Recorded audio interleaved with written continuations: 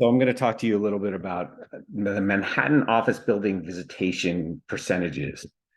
This is a report that's put out by REBNY, which is the Real Estate Board of New York, that covers commercial office use.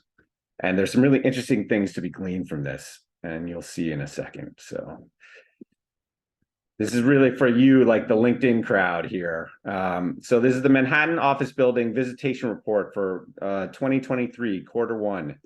We are at 61% office building visitations compared to the quarter one 2019 baseline.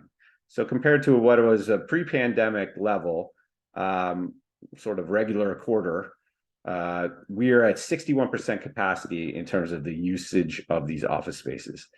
This is interesting also because the usage has leveled off since mid 2022.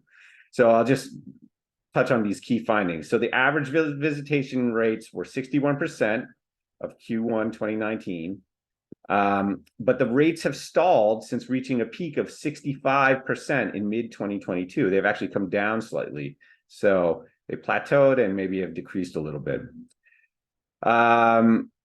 Class A properties, prime Class A properties, A plus buildings outperform Class B buildings with visitation rates averaging 68% compared to 57% in Class B properties.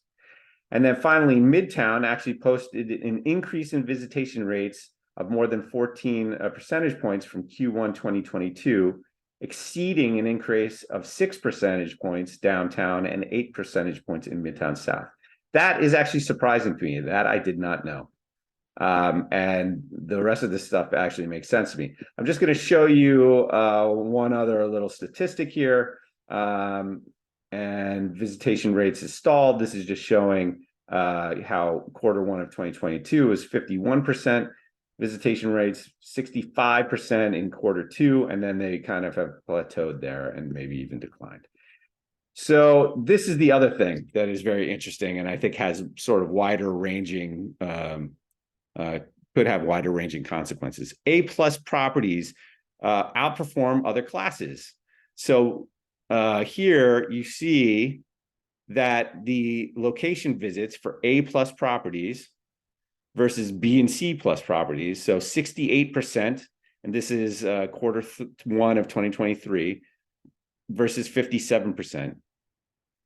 What I think is interesting about this is that if you're a landlord in a Class B or Class C building and your usage is 10% below, or more below the Class A buildings, what that says, one is people care about where they work these days. And if they are going to come into the office, they want it to be a nice space.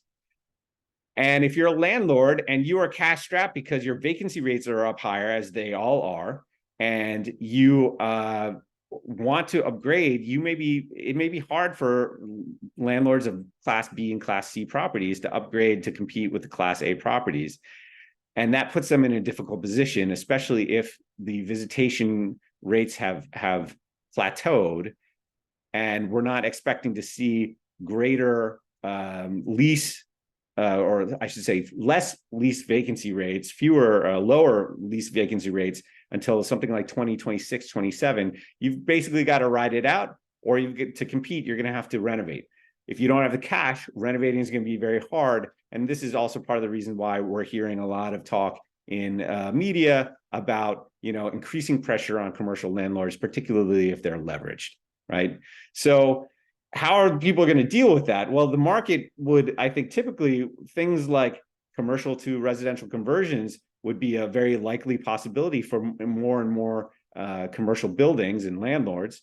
But those commercial conversions, the costs of converting in New York City can be very high for various reasons, and sort of state and local government support are important as well. And if you've been paying any attention to Kathy Hochul and like the state Senate and state legislature, I should say, there's been some resistance to some of the plans, both on the part of Mayor Adams and the governor's plans to promote housing and other commercial or sort of real estate incentives. So this is really to call your attention to it. What the answer is depends on you and your business and all kinds of stuff. This is going to affect developers. This is going to affect where people want to live, and all kind of the future of real estate in the city.